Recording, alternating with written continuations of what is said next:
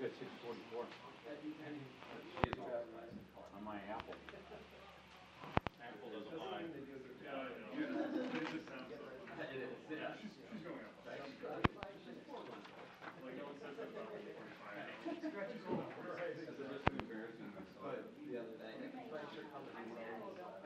How are you? Now, do you make it over here on Tuesday? Yes, I did.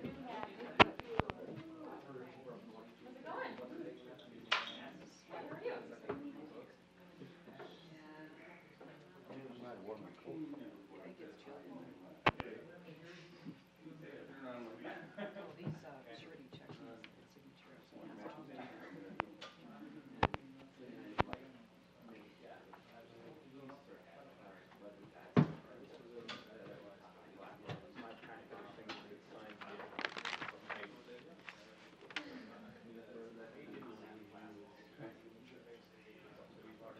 Oh, I signed the letter, not the check.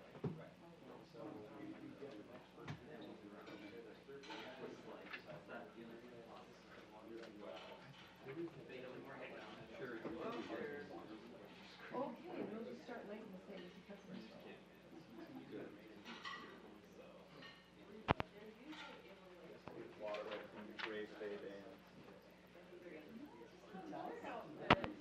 How much is coming over? I'm not sure what that is.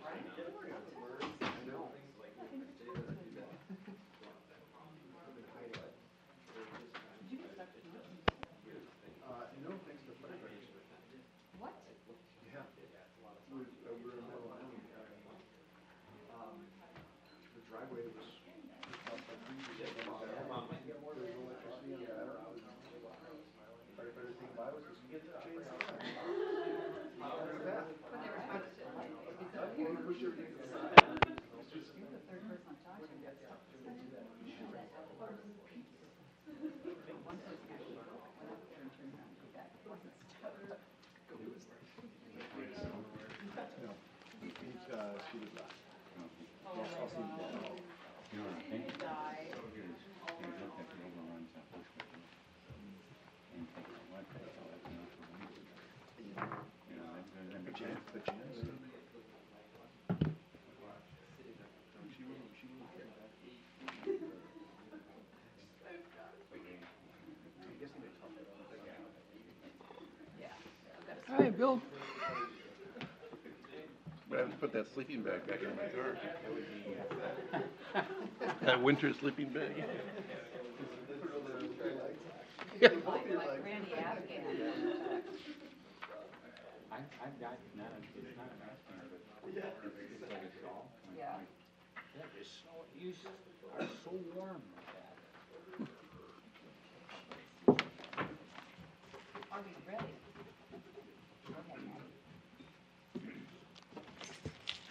Call to order the meeting of the Minnehaha Creek Watershed District Board of Managers on July 28, 2016. All managers are present except Manager Blixt. I see no members of the public. No members of the public. Is there a motion to approve the agenda? So moved. Is there a second? Second. Any changes? All those in favor say aye. Aye. Thank you. Opposed? On the consent agenda, we have approval of the minutes of the 7/14 board workshop and approval of the check registers, the general checking account, surety account, and 325 Lake Road checking account. And I'd like a motion to approve the consent agenda. So moved. Is there a second? Second. All those in favor say aye. Aye. Any opposed? Thank you.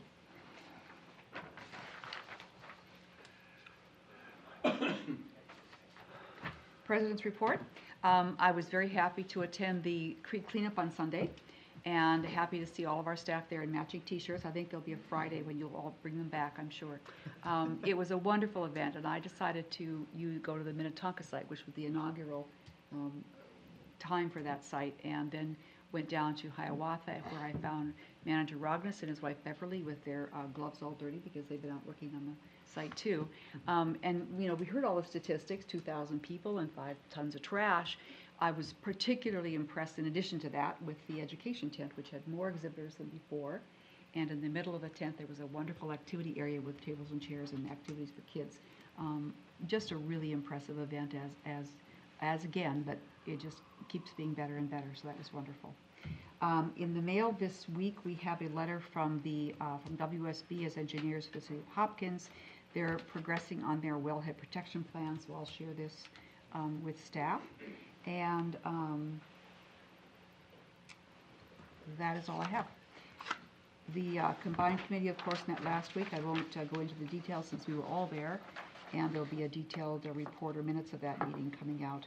But thanks to all staff for their participation, thanks to the board for attending and participating, and thanks to Mr. Reckelbacher and Mr. Gerard from the CAC who were also there. Manager Miller, the PPC minutes are in the meeting packet this time. Is there anything you wish to add? No.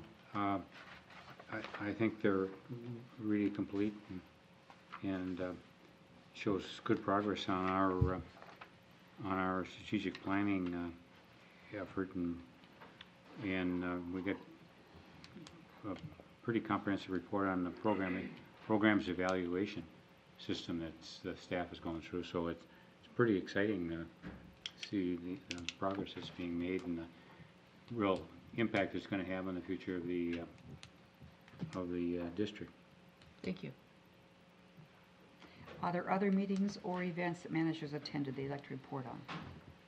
Manager Becker. I attended the County Road 101 public hearing held on Tuesday night. There were 4 general public citizens there, most of whom appeared to live on Bushaway Road. And we're very interested in the composition of the causeway work we're doing. They were complimentary. There were 2 concerns voiced by one member of the public. One was a concern of using artificial materials in some of the sloping up against the steel, sheet steel. And the other concern was that we make sure a view shed is maintained by planting low shrubs or trees that have a higher canopy. That was the input from the public. Tiffany Schauffler did an excellent job representing the district and presenting the project and answering questions. Thank you very much. Thank you for attending that meeting. Any questions? Any other meetings or events? The upcoming meeting and event schedule is listed in the agenda. There will be coming out from staff an updated list for the remainder of the year showing all the changes that we've made and also indicating the budgeting process going forward. So look for that to come out soon. On to item 10.1, Ms. Sylvia, permit 16-228, and Mr. Whisker.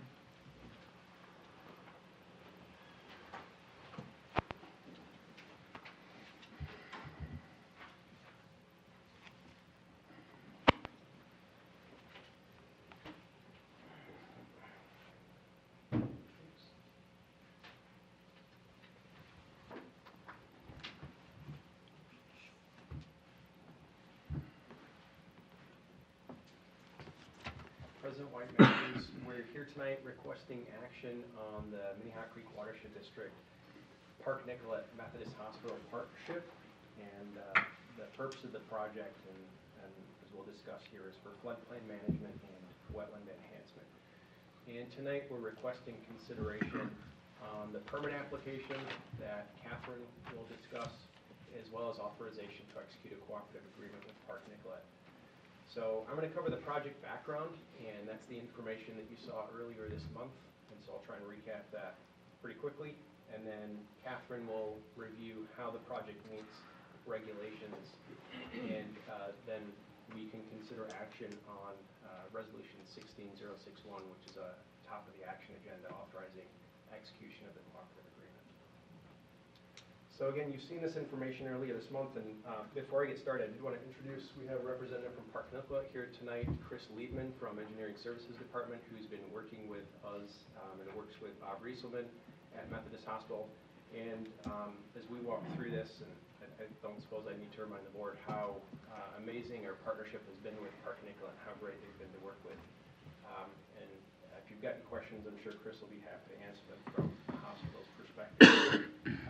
But the project that we're going to discuss here, and that I already briefed the board on earlier this month, I think is quite exciting, because our partnership with Park Nicollet is where the entire Greenway concept started back in 2004.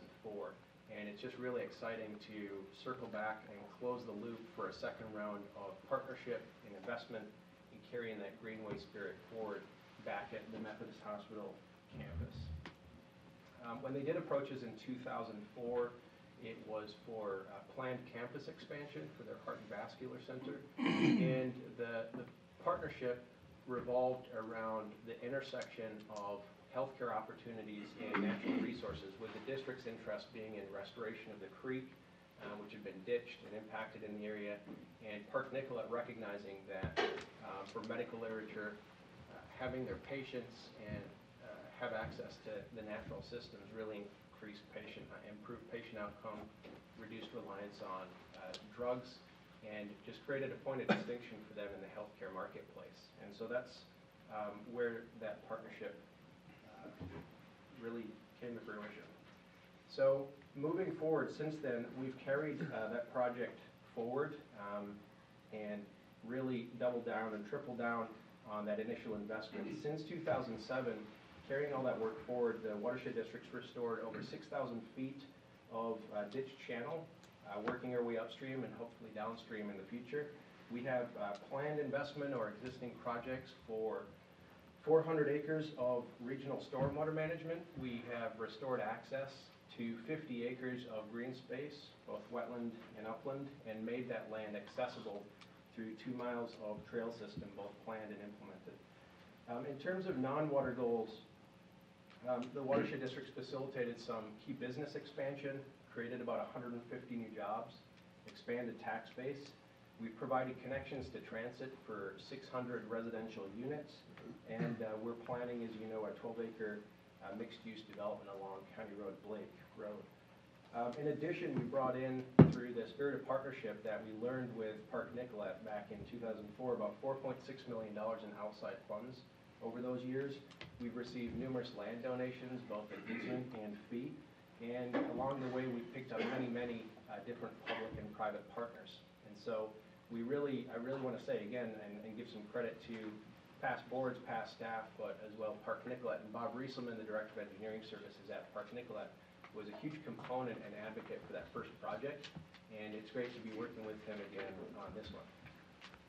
So while we were busy doing that, in 2014 there was a flood of record that had some pretty substantial impact on the Methodist Hospital campus, particularly to their loading dock.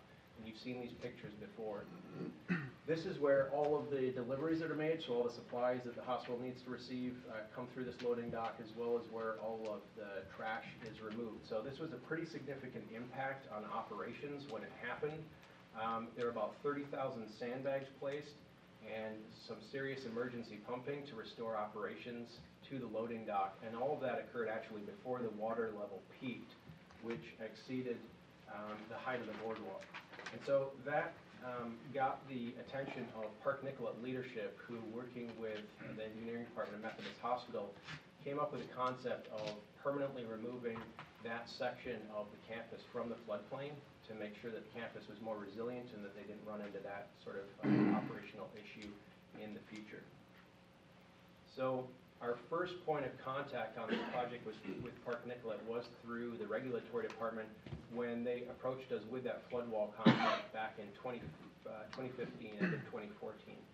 And as you know, if there is floodplain that's being filled, there's a requirement and a regulation that Catherine will talk about in a minute to provide an equal or greater volume of compensatory storage. Park Nicollet's first look at where to do that with their engineering consultant was in the southwest corner of the campus at the northeast intersection of Excelsior Boulevard and Louisiana Avenue.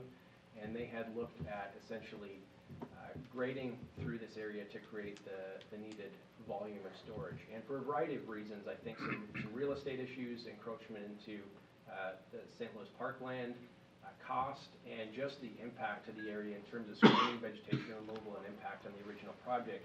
During initial conversations, we talked about potentially exploring some alternative sites. That led in January of 2015 to memorandum of understanding between Park Nicollet and Minnehaha Creek that really had two prongs: to collaborate both on exploring alternative flood mitigation sites and to memorialize their long-term interest in collaborating on the strategic goals of both organizations. So as Park Nicollet continues to invest in its campus and improve its site, that the district would make itself available as a long-term partner. Specific to floodplain investigation, the Watershed District walked through some very course-level feasibility analysis to make sure the project was viable. On the left side of the screen there, as we've outlined before, we just looked at order of magnitude in terms of the amount of floodplain that could potentially be impacted in the future or filled. So we looked at future Park Nicollet parking lot improvements or development opportunities, and came up with a number of about 3,000 yards of potential fill, with 1,200 being attributed to the flood wall. The middle graphic is some LiDAR information, so just rough topo, where we vetted with the DNR our ability to excavate the wetland and actually achieve the necessary amount of flood storage. And then on the right, we vetted for both the scale, geometry, and regulatory feasibility, just kind of a proof of concept that we ran through the regulatory agencies in Park Nicollet and brought back to our board for a second round of agreement in April of 2016.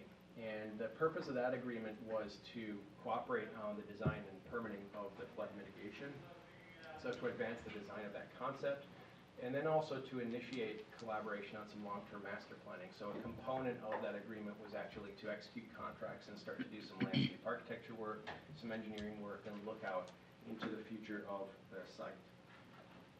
The concept that we came up with looked a little bit different, but was pretty consistent with the original feasibility study.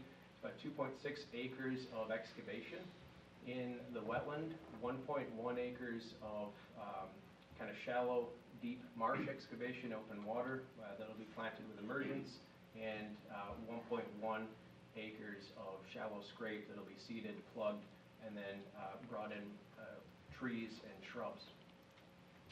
This particular project will move the plant community and the wetland community away from this monotypic cattail stand that's out there, and provide a lot more structure, habitat complexity, diversity, and just a lot more edge with all these different zones that are out there. And it'll also expand just the original scope of the project north along the boardwalk that's already there, providing more visual interest. And as I outlined previously, one component, a very early component of the master plan that started to emerge is just the need for more vertical structure, plant material around the existing boardwalk to the south, and that's outlined in red there. And so this is an opportunity for the district to bring some resources to the table, grant resources, as well as its own resources over time, and bring in shrubs and trees around that existing boardwalk to complement Park Nicollet's investment further to the north. So the project as laid out creates approximately 3,600 yards of storage where 1,200 are needed. It does create ecological lift across the site. It provides a lot of visual interest on a campus that has around 5,000 employees and around 10,000 patients annually, so it's highly visible and a good opportunity for the district again to reinvest in that original spirit of the partnership. It's also very consistent with Park Nicollet's mission and its service ethos back to the community, and continues to create and build on that point of distinction that Park Nicollet has in healthcare on this particular campus, complementing some of their formal healing gardens with more of the natural part of the site. And as we outlined previously and is included in your packet now as a draft, we have a cooperative agreement with these basic terms. Park Nicollet will be responsible for the design, permitting, construction, and essentially own the construction contract. And we're still working on the prices and doing some soil samples, but the prices of the wetland restoration loan is somewhere between $250,000 to $300,000.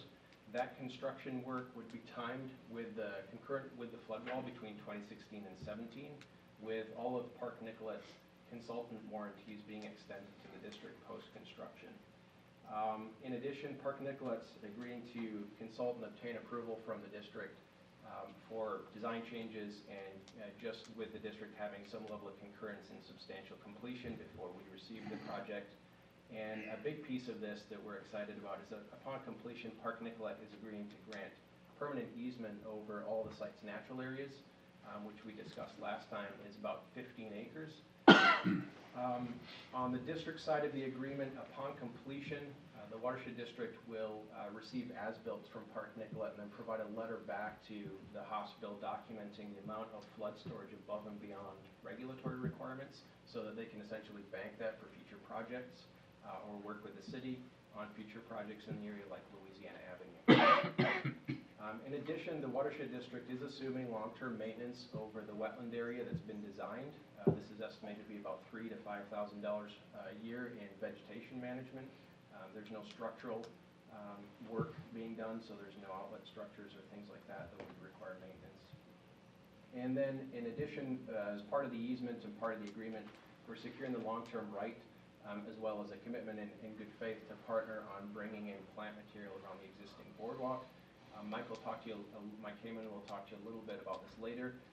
We are going to be seeking grant funds through Hennepin County's Natural Resource Opportunity Grant. The planting plan that we've come up with is somewhere between $30,000 to $50,000, but we don't have a final design there yet, so that's, again, something that's in the works. And then finally, under the agreement, all of our responsibilities will be contingent on project ordering, so we'll be looking to schedule a public hearing and order the project on August 11th. So the next step, starting with tonight, is Catherine's going to run you through how the project stacks up against the water resource regulations, and then we can move on to the action item at the top of the agenda for the cooperative agreement. Thank you, Ms. Sylvia. You have a presentation on there? Yep. Okay.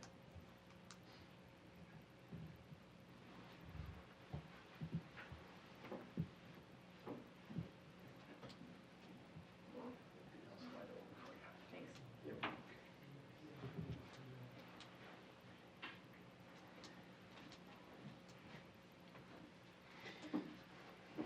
President White, Board of Managers, as James said, I'll now be presenting the permit application for the Floodwall project. I'd like to state that this is before the board not because of a variance or exception, but because of the district's involvement in the partnership collaboration for the wetland enhancement, which serves as the floodwall compensation. I'll describe the project and what's involved, and then I'd like to run through the rules that are triggered and how they're met, and then provide my recommendation. So Park Nicolet's proposing to install a 370-foot floodwall along the loading dock on the western side of the campus. Also involved with this project, they will be repairing an emergency access sidewalk directly to the south, which is highlighted in blue. And then I've also highlighted in red the flood storage compensation area that will be used to meet the floodplain alteration rule. With the installation of the flood wall, Park Nicolet is proposing to reconfigure their outlet system for their stormwater. They're currently going to remove 2 existing outlets and direct that existing stormwater to a new proposed outlet that's associated with their gate wall and pump valve system. The emergency sidewalk typically wouldn't trigger district rules, however, because it's directly adjacent to the wetland and buffer, it will require temporary wetland and buffer impacts. So the first rule I'd like to discuss is the stormwater management rule. Because the project involves replacing impervious surface and it does not reduce the impervious surface by 10% or greater, a BMP must be incorporated into the project. The wetland enhancement serves to meet this requirement as it provides rate control and water quality benefits to water leaving the Park Nicolet site. For floodplain alteration, the flood wall is modeled within the 100-year floodplain for Minnehaha Creek and results in 1,174 cubic yards of floodplain fill. The applicant proposes to compensate for the fill by creating 3,618 cubic yards of flood storage, as James had discussed previously. This floodplain, this wetland enhancement is within a public water wetland, and so it is being regulated by the Army Corps of Engineers and the DNR. That review is currently underway, and this permit will be contingent upon Army Corps and DNR approval of that project. Additionally, the construction of the floodwall and the wetland enhancement will take place during the same construction season, but the applicant has also provided a no-rise certification to further confirm that placement of the floodwall will not exaggerate high water conditions. And so, as I mentioned, with the project removing those two existing outfalls highlighted in yellow, they'll be directing existing stormwater to a new outlet highlighted in red. And because of the placement of the new outfall within the wetland, it classifies as a water body crossing and structure. And so the applicant, because existing stormwater is directed to the outlet, it does not adversely affect water quality, doesn't impair navigation or hydrologic capacity of the water body, and also multiple alternatives were analyzed by the applicant, and this is the minimal design solution. Additionally, they're taking two existing wetland impacts and repairing those areas and consolidating down one. Thank you. Also, for wetland protection, the construction of the sidewalk involves and the removal and the placement of the outlet structures results in 1,085 square feet of temporary wetland impact. The DNR has waived these temporary impacts to Wetland Conservation Act, and the draft NOD in the packet is for approving these temporary impacts under the no-loss provision of WACA. Approximately 4,300 square feet of wetland buffer will be temporarily impacted during construction. This was initially established under permit 03415 for the Meadowbrook building entry improvements. As you can see, there's not a lot of buffer there already. They were pretty much limited during that time to existing pavement, so that's why I kind of hand-marked it up there. So the wetland protection law requires that buffer is reestablished, and that will be met through the wetland enhancement plan as well. So staff recommends approval of permit 16228 with the conditions listed in the permit report provided in the packet, as well as approval of the WACA no-loss decision for temporary impacts associated with the project. Thank you. Is there a motion to approve the permit? So move approval. I'll take Manager Shackleton as a motion and Manager Miller as a second. Any questions of staff? Manager Olson? A couple of questions. The type of wall, you're going to be, in an event like we had in 14, you're going to be holding back a lot of weight. What design is in the plans? It's a sheet pile wall that's driven down, I don't know, X feet, and then capped in concrete. Okay, so you're not going to have any kind of upheaval? No, or seepage. Or seepage, okay. The other thing is, once you build a wall like that, the runoff from the hard surface is going to be completely pumped out? It's not draining anywhere, it's... Well, there's a series of valves in the storm sewer pipe. So during normal conditions, it'll gravity drain. When high water comes up, the gate valve will close and not allow water to surcharge back up those pipes. Great. So, And then everything is pumped at that point? yeah, everything at that point, if there is seepage, there's pumps in place. Okay. The last question had to do with all of the new boardwalk I saw. Is that part of the construction plan, or is that just an idea? It's part of the Olson managers, it's part of the master plan concept is opportunities to connect from the Cancer Center addition, which is located just north of the loading dock. There's kind of a healing garden there. As things progress with Southwest, that could end up becoming a major pedestrian access point for the hospital, where right now the parking ramps funnel traffic to sort of the front or east side of the hospital. So right now it's a concept, although Park Nicholas expressed pretty strong interest in advancing that if budget allows and sort of other Yeah. Right now, it's not part of construction documents. Okay. I was gonna say, because there's even that upper part on the other side of the road, way up there, that was Right. connected. Yeah, so a lot of that's master planning concepts. Right now, there is kind of pedestrian movement up and across the rail tracks, probably illegal grade crossings rather than people using the sidewalks. There's a lot of cow paths through the area, and people are currently moving in and out of that area as they walk around. So it's something Park Nicolet's interested in, but not, again, part of the construction documents. Okay, thank you. Manager Roberts. There's been some consideration, I think, about the potential of having some sort of a cafe or something that might be introduced, maybe leaping over the, Yeah, cantilever down.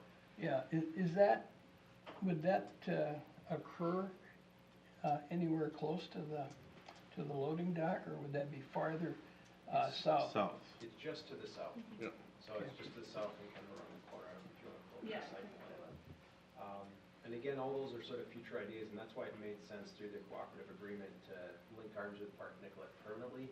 With this Floodwall project, again, we received that through regulatory channels, which is fine.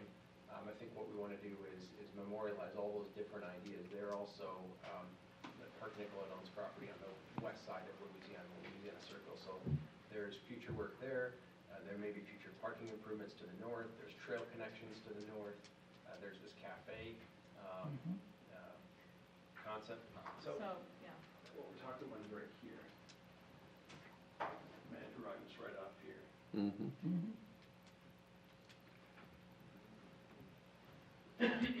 Cool. Manager Miller.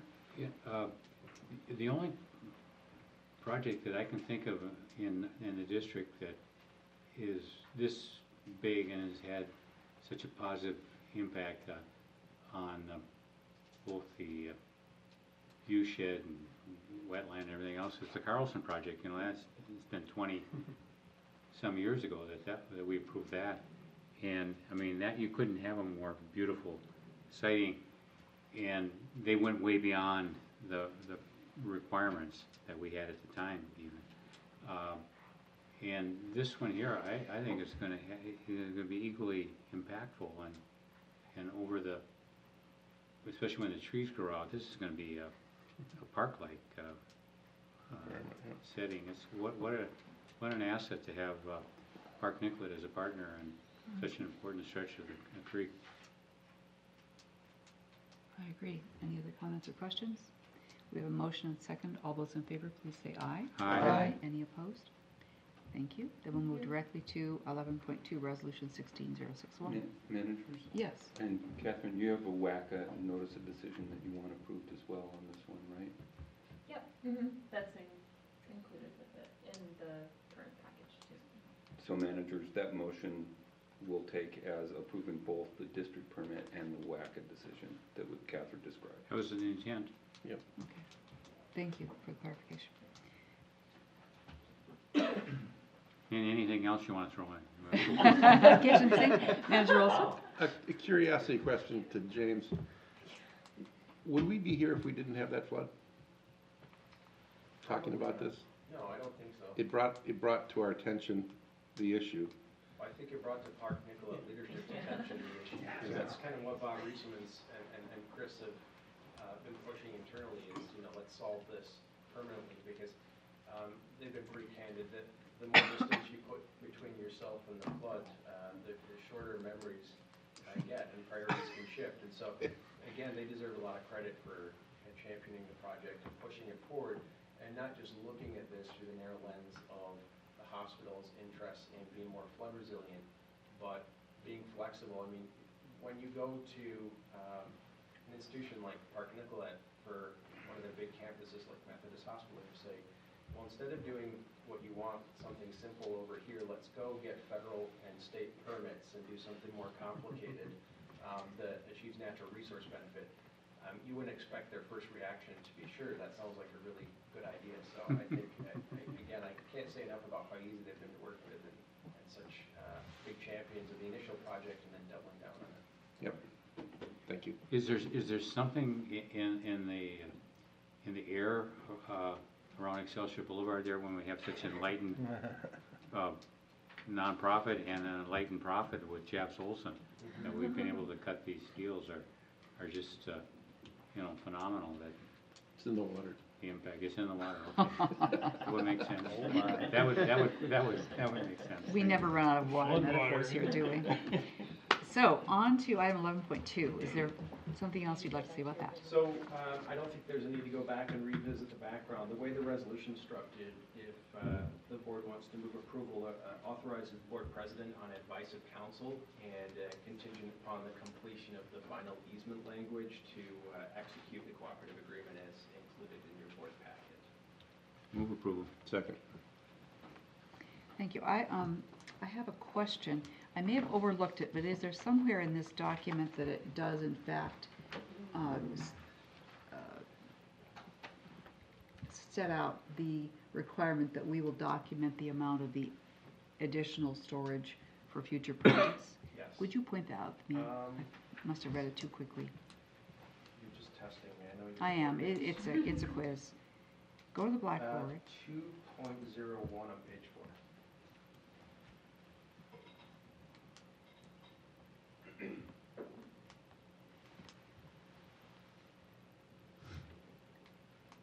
Okay, thank you. And then, of course, when the easement is drafted, the legal description will come with it. We don't have a legal description, Correct, yes, and just that'll the general be site. brought back, not for approval, but Mhm. for review and form at the public hearing. The easement's gonna conform to some pretty basic terms that allows the district access rights and the ability to invest and manage vegetation on site consistent with the vegetation management plan, and then also requires Park Nicollet to coordinate with the district on any management activities they may wanna undertake. Thank you. Are there other questions or comments? All those in favor say aye. Aye. Opposed? Thank you very much. Thank you. And thank you for coming.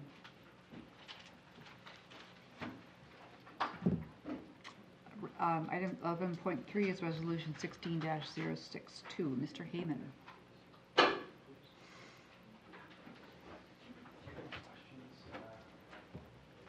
And Ms. Brown. Good evening, Chair White and managers. Here this evening seeking authorization to apply for Bowser Clean Water Funds and Hennepin County Natural Resource Grant Funds. This evening I wanted to provide a little bit more information on these particular grant programs, discuss some of the rationale behind the particular projects we're suggesting applying for, and then give a brief summary of those projects and their viability as sort of grant candidates based on our understanding and past experience. So, just a brief recap, the two grant programs we are discussing tonight is the Bowser Clean Water Fund and the Hennepin County Natural Resource Grant Program, also known as the Opportunity Grant Fund.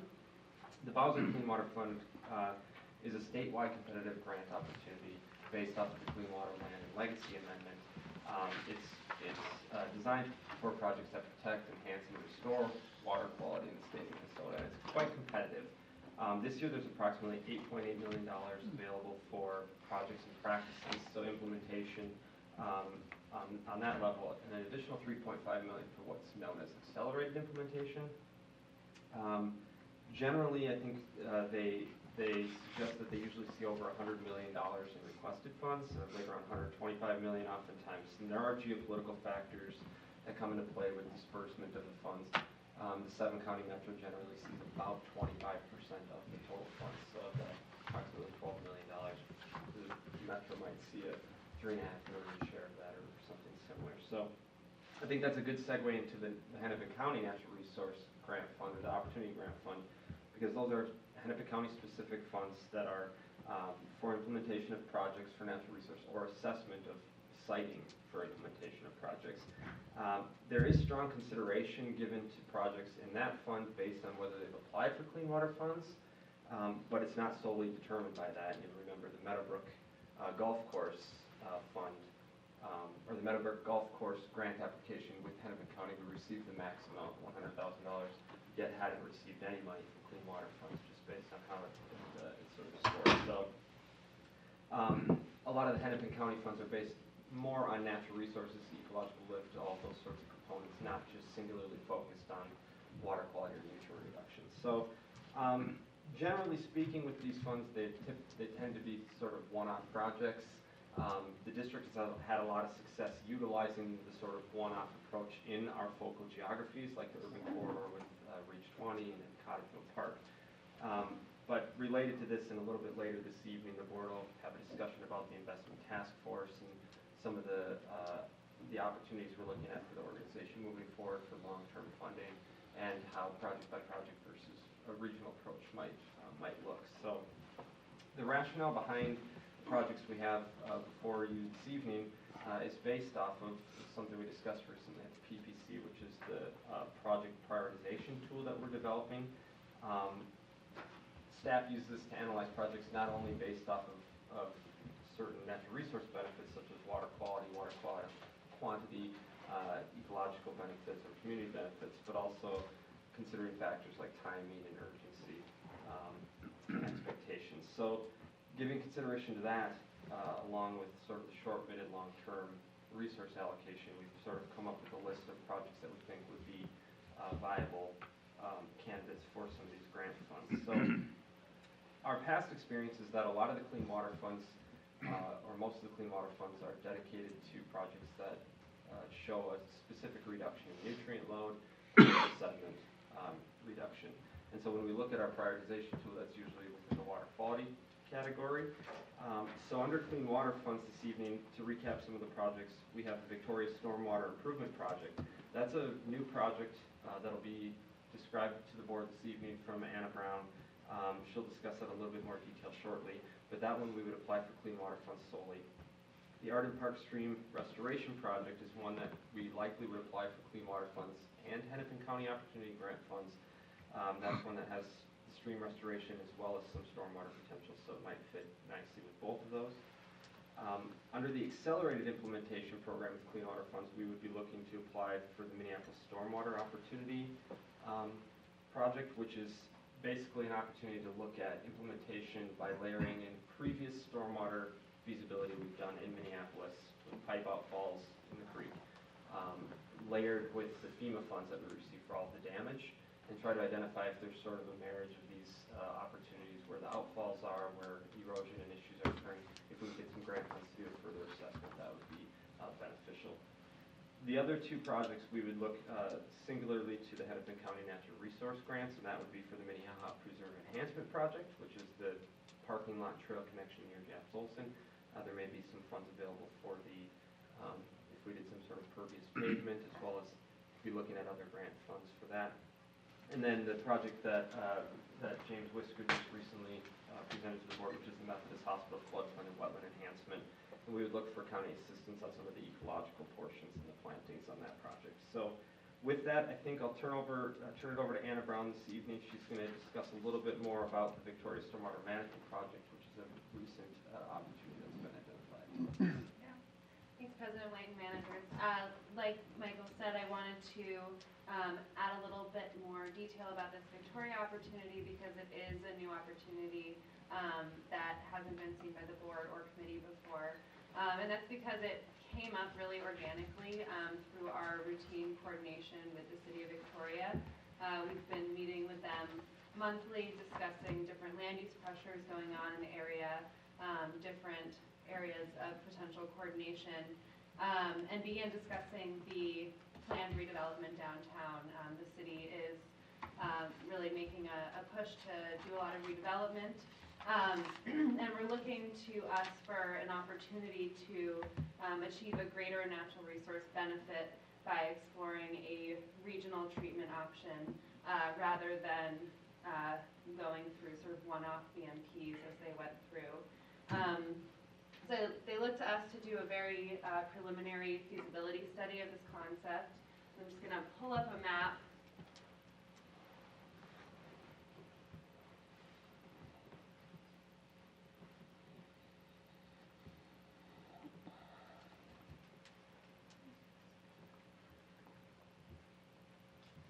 So again, we just did sort of a very baseline preliminary. Oh no. Well, that's one. Great. Yeah,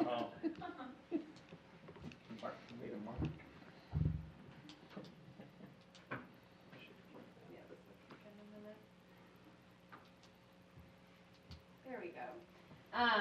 So again, they're looking to sort of get a concept for the regional treatment option, but then also in working with us, we identified an opportunity to fold in some additional treatment of Church Lake. Church is a small lake that routinely fails to meet water quality standards, although it's not listed, and it does drain into East Auburn, which is an impaired lake with a TMDL. So what we're looking at here, all this area in yellow currently drains into 2 existing ponds. Well, what's the acreage of that yellow area? You know, I don't recall off the top of my head. I can get you that information though. So this is all draining into some existing infrastructure. And then the light turquoise area is draining into the pond by the bandshell there. So we looked at feasibility for the whole area and divided the proposals into there are 4 different BMPs featured here. And the main thrust where we get a lot of removal of both phosphorus and TSS would be in some enhancements to the existing ponds. Some additional treatment could also be achieved here, though it's less remarkable. And then the preliminary feasibility found that the BMP suggested in 4, they wouldn't recommend doing any enhancements there. It's not worth the investment.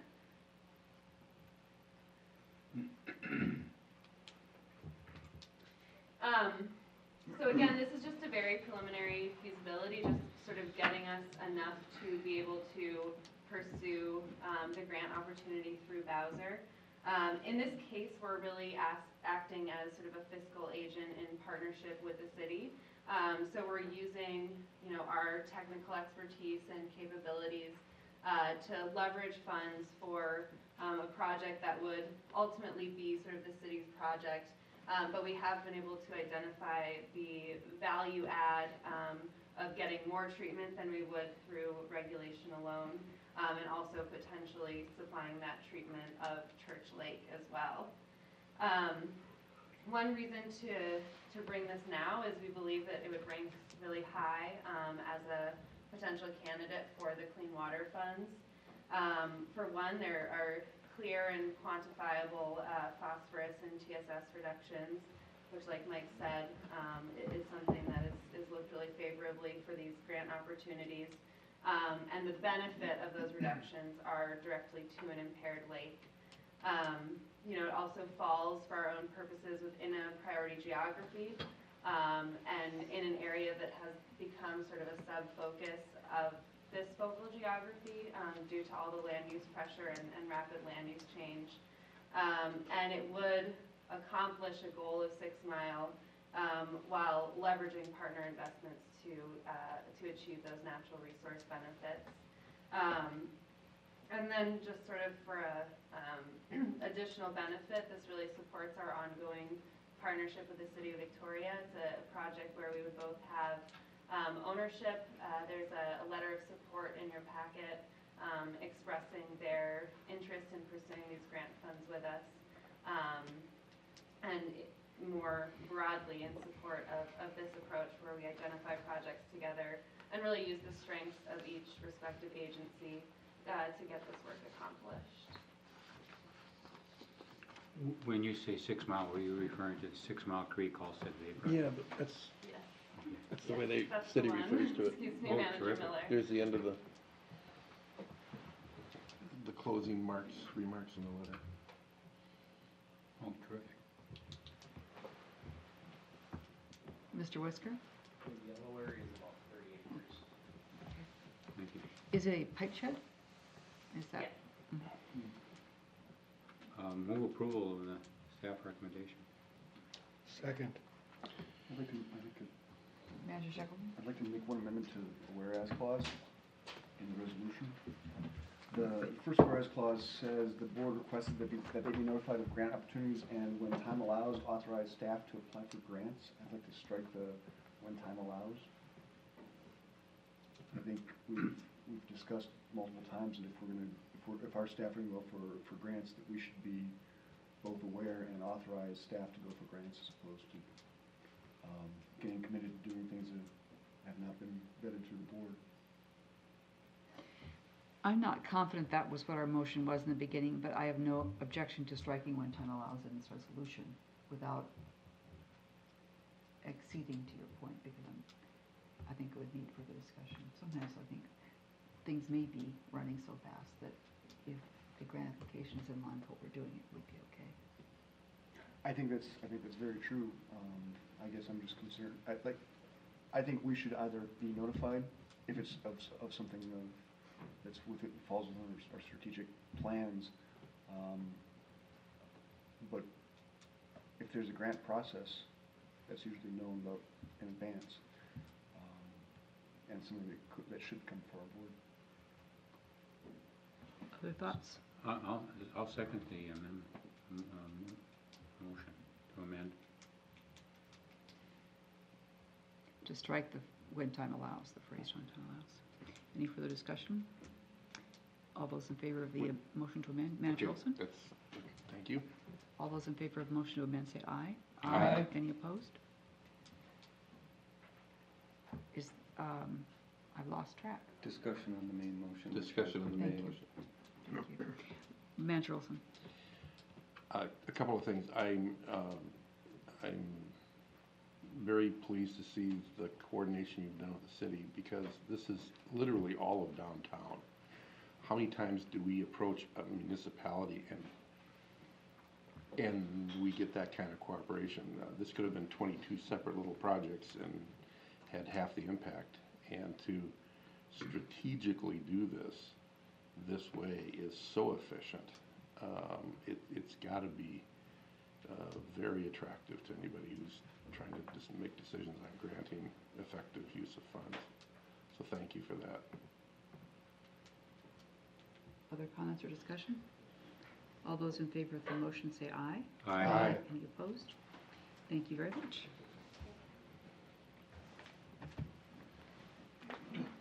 Item 11.4, Resolution 16063, Ms. Christopher. Thank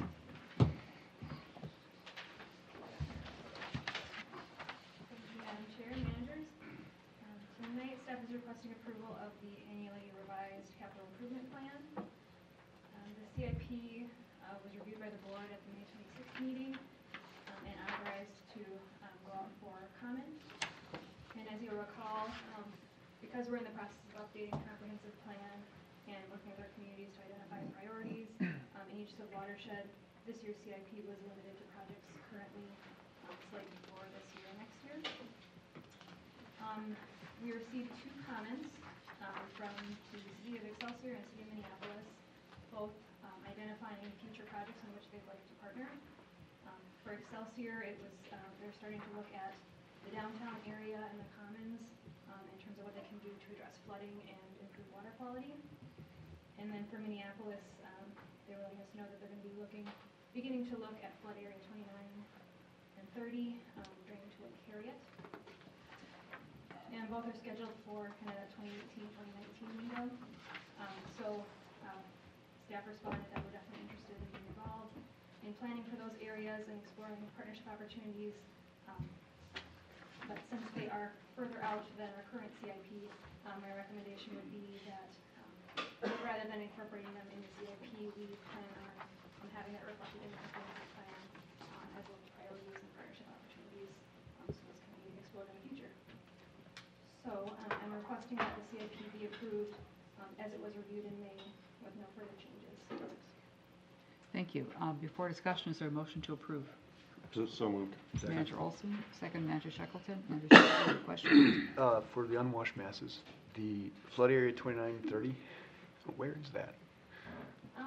It drains to Lake Harriet. I don't have the exact geography or how it corresponds to our sub-watersheds, but I know that it's the direct drainage area. Okay. Is it directly north? I have to double check. Okay. I'm not certain. Any other questions? We're supposed to prove this and we don't even know where it is. I'm just- We're not approving it. It's We know Actually, where Future. this is not part of the approval. future. This is future. We'll explore it. You're approving not knowing where it is. There you go. We got that down. There I we know go. where Thank Lake you. Perry is. All those in favor say aye. Aye. Any opposed? Thank you very much. Thank you, Ms. Christopher. I know nothing. Discussion item 12.2, Ms. Schauffler will review the preliminary design plans for the Jennings Bay Wetland Restoration Project. 12.1? 12.1.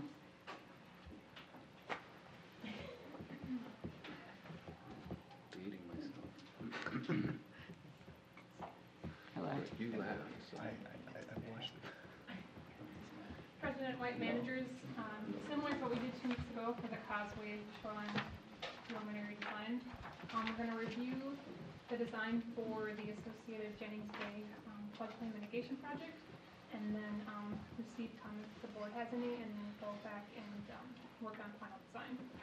Tonight with me, I have Lee Rosen. He works for WeSpec, who is the design consultant for the project. So I'll walk us through the project components, and if there's any technical questions, then we'll rely on Lee to answer those.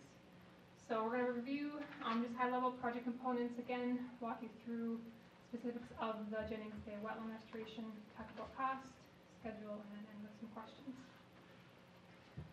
So just a reminder, when the project was ordered, there was the Pushaway Road project, which was the floodplain impact, and per our district rules, then we need to mitigate for that. So tonight we're looking at the site in Minnetrista for that mitigation project. So working with the city of Minnetrista, we identified this project. We entered into a cooperative agreement with the city in October of 2014, which gave us permission to come onto the site to implement the restoration project. In exchange, if we helped potentially look at see if it was feasible to help the city do some mitigation for their Enchanted Lane impacts that was due to the 2014 flooding.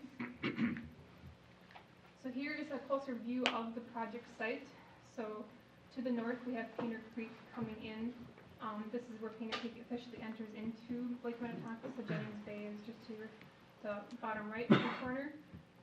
Orchard Cove is a new development that's gone in just directly west of the parcel. And then there is an existing wetland on the site, which is located or colored in orange on this picture. And then the bottom right picture is just showing a further up view of this city parcel, and then the area highlighted in gray is where the actual project will be taking place that we'll talk about tonight. And looking at what we needed for floodplain mitigation, the Bushaway Road project will be filling approximately 650 cubic yards of floodplain. The city of Minnetrista said that they needed about 500 cubic yards of floodplain, so that put us at 1,150 cubic yards. We chose to throw out another 100 above that just for some contingency, or if anything were to change with the Bushaway Road. So we were sitting at 1,250 cubic yards needed, and that's what we told Lee we needed to work with.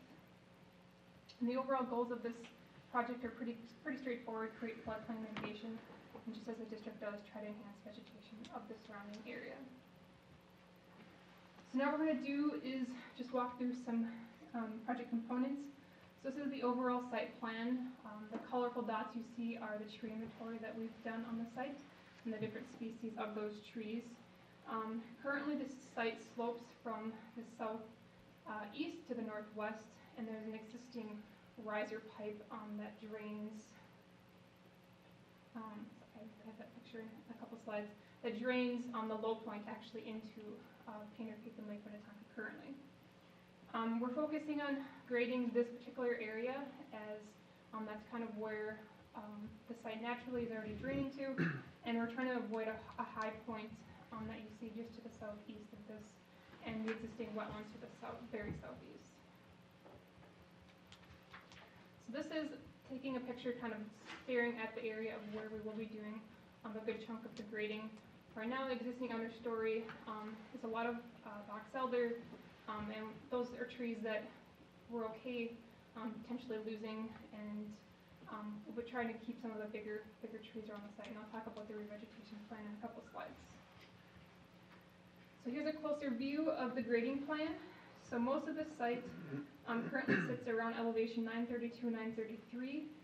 Where we need flood storage is between 929.4, the OHW of Lake Minnetonka, and 931.5 ordinary high water, or the 100-year. So we roughly have calculated that we'll need to remove about 2,300 cubic yards off-site after grading. We're proposing that the basin drain from the southeast to the northwest as it does now, and by doing that we will maximize the area of floodplain mitigation that's needed, because again the contours there are lower, and also minimize tree loss. We're proposing to move about 30 to 40 trees, but we'll be planting many more than that, as it's in the revegetation plan. That does not include any buckthorn removal, which is pretty thick along the northeast part of the parcel. So we're moving some buckthorn in that area as well, in addition to the 30 to 40 trees. Another design element, so the site will slope down this way. Here we have a micro pool. That will do is, as water comes in, it'll settle out any sediment, and again, if one water is maybe leaving the site, again, settle out any materials. And then how we're proposing to get water to the site is through a concrete culvert, and there is an existing culvert which looks like this as it exits the site.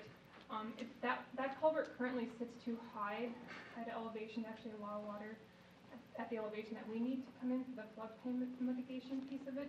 So we're proposing to move this and replace it with a more durable concrete pipe. It's pretty too. Yeah. Yes, and not have it just sticking out into the It's a naturalized reservoir. into the water. So revegetation plan, our plan is to seed the bottom and slopes with native vegetation. As I stated, we're going to remove about 30 to 40 trees, but we're planning to plant about 350 trees and shrubs across the site. Screening across the site is very important. We heard that from the residents when we were ordering the project. So we want to provide a variety of different height levels to help reach that objective of screening from not only the Orchard Cove, but also from across the parcel. We also will be doing live staking along the edge of Lake Minnetonka and Painter Creek. There's currently some eroding going on there, so we wanted to stabilize that as we were doing some work on the project. And then beyond the excavation area, we plan to do some vegetation management just to kind of try to control buckthorn and some other invasive species. And we're also working with Orchard Cove, who's directly to the west, to see what they're doing with their buffer management, just to make sure if there's anything that we can coordinate, and making sure that their site isn't encroaching onto ours and vice versa. So cost, where we currently are at for this project, the estimated cost with contingency is $179,927,000. There is, in the agreement with the city is obligated to pay their share for the cost of excavation, hauling, and some of the revegetation. Rough number for that right now is around $26,000, but that's still to be fine-tuned. So that would come out of that initial $179,000. And as I reminded the board 2 weeks ago, the total overall project components, so the Bushaway Road, shoreline, and this project were ordered for about $1.6 million. And currently, both of those projects are coming at about 1.3. So we're still sitting at that, tracking around $280,000 under budget. So schedule moving ahead, we're having a community meeting to review the design on August 8th, Monday, and we'll be right close to the project site at the Grandview Middle School. We'll get feedback from the board tonight, feedback from the residents in the city, and then we plan to bring back final approval of the construction plans at the August 25th board meeting and get authorization to seek bids, and then give contractors a few weeks to bid on the project and then award a construction contract at the September 22nd meeting. And then the plan is from there, jump right into construction and do that October, November, likely with actual replanting happening in the spring of 2017. And then doing our typical 3 years of warranty and maintenance from there. And that is what I have, so. Manager Olson? Can you go back 3 slides? There, perfect. The lot that's like this, above Outlot A, that has this connection that goes all the way down, what is that strip of land? Managers, that is an outlot of the Orchard Cove development. So the city of Minnetrista has an easement over that whole area, which then gives us the right to cross. So that's actually how we will be getting into the site. But is that how they get to their docks or something? Is that why it's done that way? See the docks at the, So Yeah. so the outlot, how it works is, there's a small outlot part piece that comes here, and it's a sidewalk. right? So the residents walk down there onto a boardwalk to get to their dock. Okay, now, but I'm talking about the one that goes way, the whole length of the project. Go back one slide. Oh, the sanitary sewer one? Yep. This piece, right there and down. What is that? Is that sanitary? Yeah. Yeah, Manager Olson, I believe, so the city has a sanitary sewer line that comes in from 110, Okay. tracks, and then follows down. Okay, so That's a what? that's not an access surface land, something, that's just a right of way for the sewer? Exactly.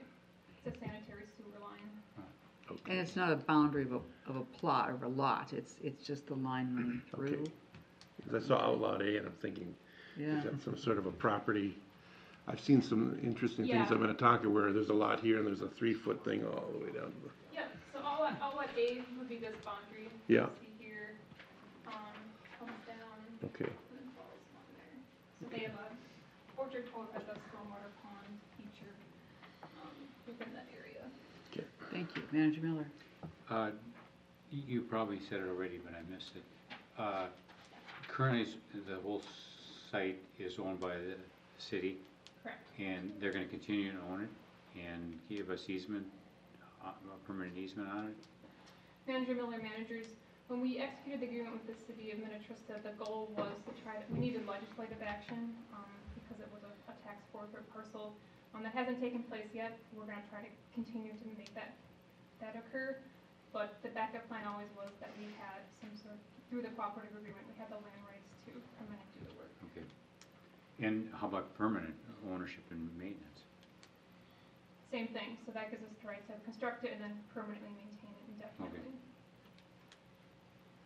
But because it's lakeshore tax forfeit property, you have to go to the legislative commission to get permission to transfer title rights or property rights Correct. beyond what we have. Is that statewide? Mhm. Yeah. Yeah. Okay. It's a statutory thing. We've tried to advance that in previous sessions in partnership with Hennepin County through the DNR lands bill, and they usually put together a package, and that's something that Chuck Holton and I are still working on. Are there other questions or any thoughts about this? Looks good, thank you. Looks very good. Thank you. I do have a question. Will there be trees planted right into the floodplain storage area? Yeah, Manager White, managers, our plan is to do some revegetation along that area, because that's where most of the trees will be coming out.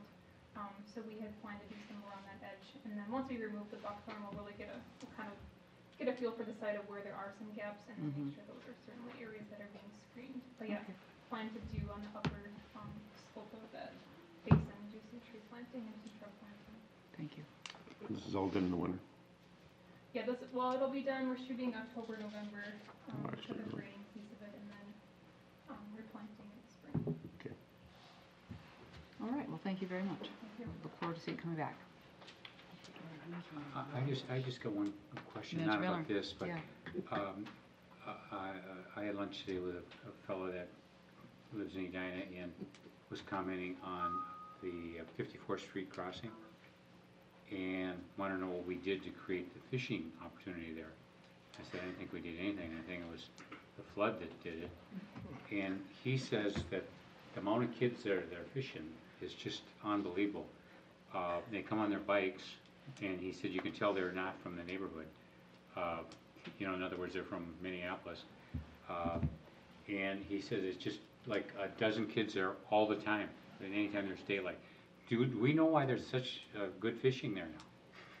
It's probably always been reasonably good for fishing on the downstream side, just because of the grade control and the moving water there. He says it's like a mob there with little kids on their bikes, and they're catching fish.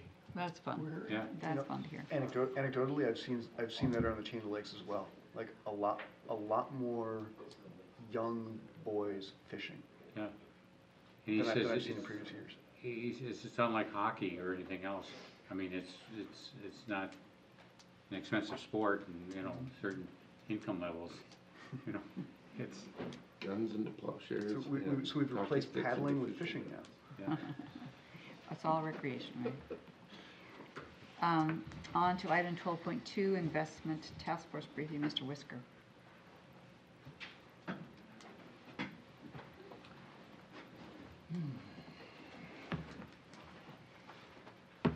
President White, managers, tonight we just want to provide an update on the work that staff's been doing with the investment task force, which is comprised of Manager Becker and Manager Shackleton. We don't have any kind of focused presentation. It's more of an update on the work that we've been doing, make sure that we have consistent expectations across the board, investment task force, and staff about general strategy and focus before we continue next steps and move forward. And so we've had a series of conversations with the investment task force, try to memorialize the general nature of those discussions and make some recommendations for focus and strategy moving forward that are outlined in a memo in your packet. Attached to that memo is kind of a preliminary working document, a list of different grant sources that we've already identified and generally tracked. And what I want to do is first provide some background and outline what we're recommending we focus our time and energy on, which is our highest need right now in terms of outside funding, and that's 6 Mile. And then I'm going to ask Manager Becker to step in. We've been relying a lot on his and Manager Shackleton's outside expertise, but Manager Becker has agreed tonight to do some of the heavy lifting and basically walk the board through our collective thoughts on what some of the next steps are. So, and the way the memo is laid out, I don't have a copy of the memo. my copy. Thank you. And that's my fault. I got the memo uploaded in the packet late, so you probably didn't get a hard copy in the mail, Manager Miller.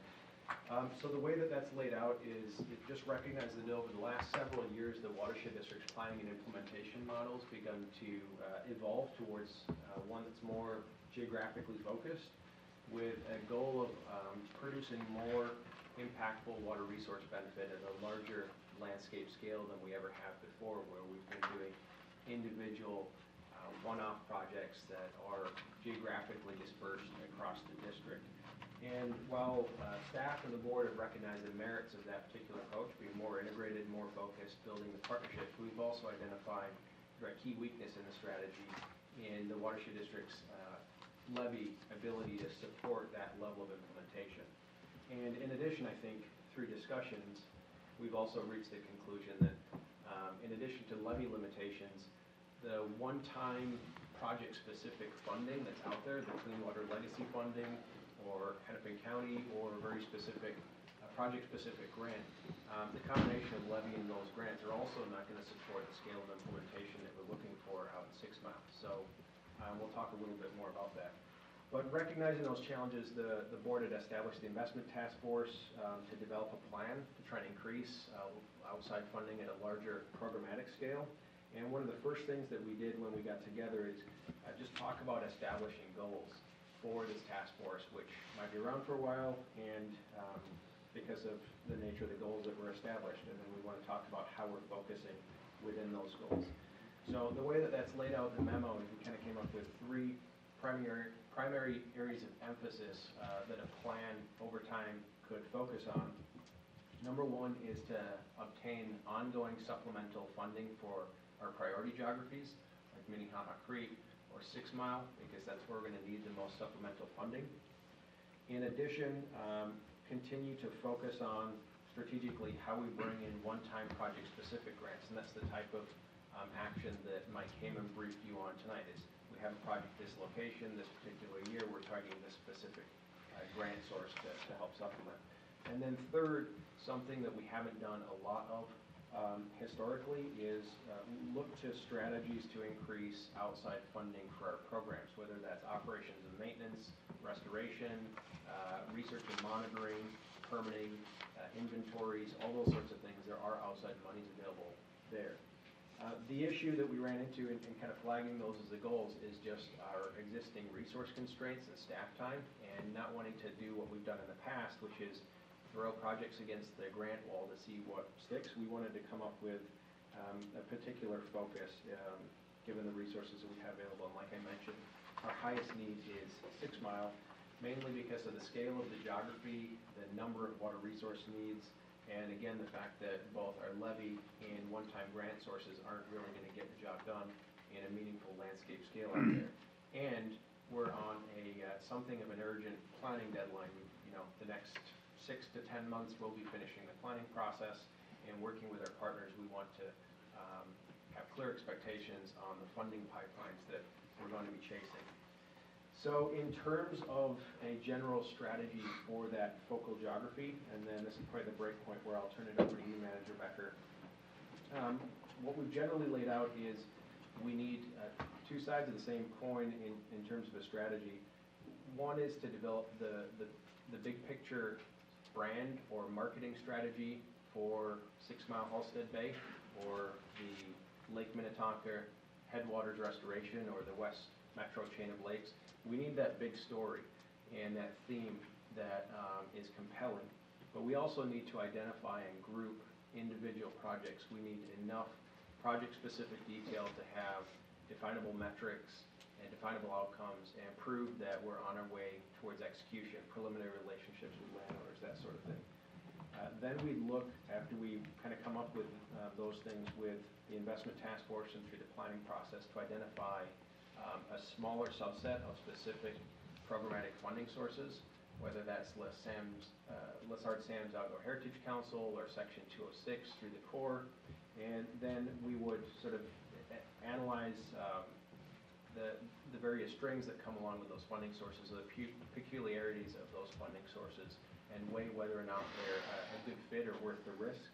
And also look at the strategic third-party partnerships we might need to make ourselves more eligible for some of those funding sources.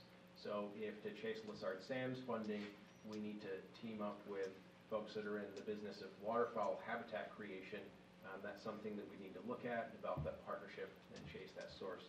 So that's a very coarse outline of a work plan. As I mentioned, we've been relying heavily on the expertise of our investment task force, so that's as far as I'm going to take it, and I'm going to ask Manager Becker for you to kind of take over. Mr. Whiskers, you've done an excellent job of explaining where we've come to in this effort. I think it's most important to integrate this into the strategic planning and involving partnerships so that we have buy-in and fellow travelers as we go to the Corps of Engineers and the state legislature for funding. I think the other thing that's really good about the approach that we've come up with is it's focused on a program so that we can come back year after year after year and have the program eventually pre-sold. And the question will not be the merit of the projects. The question will be how much will it cost. I think we also need to recognize that in all of the state funds and in federal funds as well, the amount of money going into the metro area is a paltry sum. The amount of tax money that comes from the metro area is the lion's share. This properly focused and framed will attract people who are interested in a more equitable distribution of funds. And I think it could be a real source of funds for the district. The only downside is that in order to line all of these steps up, we push out the final application to the point where the money would probably come online in our fiscal year 18. So that's something we all need to keep in mind, that it's gonna take a while to move this through the system. Mr. Whiskers, is that what you were looking for? That's pretty good. Yeah, I mean, it's an open discussion, so we provided the memo, we purposely didn't provide to Manager Miller. Yeah. Limited discussion. Now we know. Yeah. There we go. So I just speechless, but anyhow, I'll go on. But he'll get over it. Yeah, I'll get over it real I've quick. recovered now. But the, you know, the grantsmanship is a two-edged sword. You know, you get money that you can't spend properly, or you know, you're going after money you really don't need but it's available, or you violate your long-term program to because you got money available. And this really is a beautiful approach to it, and it's going to be for both planning and policy making and workload and everything. And this is really good work because you know, you don't have to be involved in government grantsmanship very often to know that it can really get messy and you lose focus. And you know, we've seen it ourselves in some things. So I really want to commend the task force and staff for this great work, because obviously it's an important element to our moving forward to accomplish things that we have to. Thank you, Manager Olson. The other thing too is, as I read through this, 58 different organizations out there. And to identify all that was spectacular. One of my first questions would have been, you know, can we identify all the different sources? And to have them laid out this way was great. It's amazing. I liked the part of the memo that talks about fit and risk and capacity, because it takes a lot of questions and pulls them together into one cohesive package. I like that. Edge. I'm sorry? The edge. The edge. I mean, The edge, most of that exactly. credit, and I do want to mention, I've been spread a little thin lately. Matt Cook worked on the majority of the memo and helped usher it forward. He developed the criteria framework that's the appendix there, so. Well, thank you very much, Mr. Cook. Excellent work. I think the key from the memo and the task force perspective is we do have a diversity of funding needs, but in terms of focus, we want to focus on our highest need, which is clearly 6 Mile. And we want to make sure that's clear, that we have clarity of expectations on the timelines Manager Becker mentioned for when the funding is potentially likely to show up. And then also just kind of the work plan approach of identifying the big marketing strategy, working through the technical side to identify specific projects, specific landowners, and then identify the funding sources, how well they fit, and the risks of going after them, and then essentially come back to the board at that point as a check-in, with that being the plan. These are the targeted funding sources. These are the resources we'll need to chase those grant sources. This is the timeline and the schedule for making those applications, and making sure the board's comfortable with the 3 or 4 or 5 funding streams that we've identified at that point. Mm-hmm. Mr. Erdahl. And I might just add to that, in terms of kind of going into these things with our eyes wide open and with kind of full understanding of the expectations, is that some of the grants have the kind of their little peculiarities in terms of a lot of the state grants are going to be reimbursement based. So we're going to have to find other sources to fund these projects, whether that's through financing or other sources in the meantime to get the reimbursement. So all those types of things need to be done in kind of that strategic fabric of trying to figure out all the process going forward. And different match percentages and things like that are required. If you know, it's a very common financing system in government is grant anticipation financing. I mean, that's just done all the time, and because you know, you can't be using your working capital and everything for a capital improvement, anticipating a grant that's been committed and is coming forward. But grant anticipation notes, we can either sell them to the county or sell them to the bank. And that's not an issue at all. Thank you. Manager Becker. I think it'll cause some discussions in the budgeting process on cash flow that we haven't had in the past. But the state grants are reimbursed rapidly.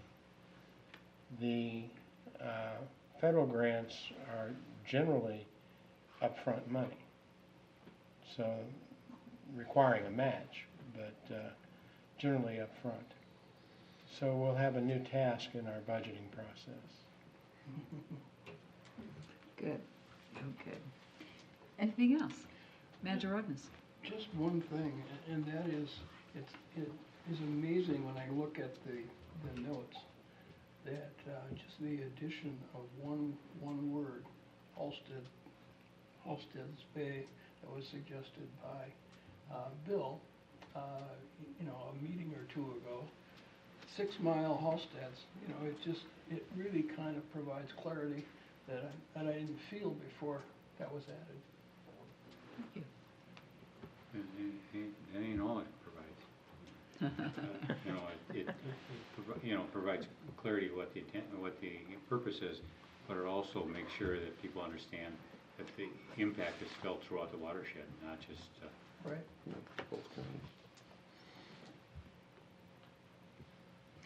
So I think it seems like we're all very satisfied with the direction this is moving and the progress made so far. And Yeah, thanks very great much work. to Manager Becker and Manager Strickland. Appreciate it, and staff. Anything additional? Great. Mr. Erdahl, you have the Administrator's report. Thank you, President White and managers. Just a few things to highlight. One, President White already mentioned the creek cleanup. A lot of us on staff were there early morning on Sunday morning, but that was the nice weather day. The day before, there's a few torrential downbursts that staff were also out there setting up in the day before. So those of us that were there on Sunday had the easy day compared to the rainy, wet day for the crew that was out there on Saturday. And thanks to all the staff and volunteers and managers who participated, it was a successful event. And in addition to kind of the accomplishments of the day, it received broad visibility in area newspapers, radio, and TV. So I think that was a well-received and well-run event. And we've talked a lot about the kind of upfront work that things take to get done, and that's a big time commitment for the district, and especially Telly Mike and her staff. So they did a nice job. Just another mention that there's this next Wednesday is the workshop on the water, and if people are able to attend that, I think we have about 30 people registered so far, and we are doing some calling to see if we can get a few more to attend, but that's this coming Wednesday, the 3rd of August. And I think you all have received information about that. There's a little flyer that I think was at the desk last week. And then just as a follow-up from the meeting last week, we had a brief board meeting prior to the joint committee meeting, and to consider public comment to the Bowser regarding the buffer policy, and those were submitted earlier this week, so I just wanted to kind of update you on that as well. And kind of related to that, last week Manager Blix mentioned from the Metro Mod some of the various listening sessions and different things. There's a lot of workshops and things scheduled in the next month or two, and Becky Christopher on our staff attended one of those listening sessions this morning, so it had some kind of that focused a lot on the buffer policy and law also. So there's going to be that's still a work in progress. And that's all I have. Thank you. We're adjourned.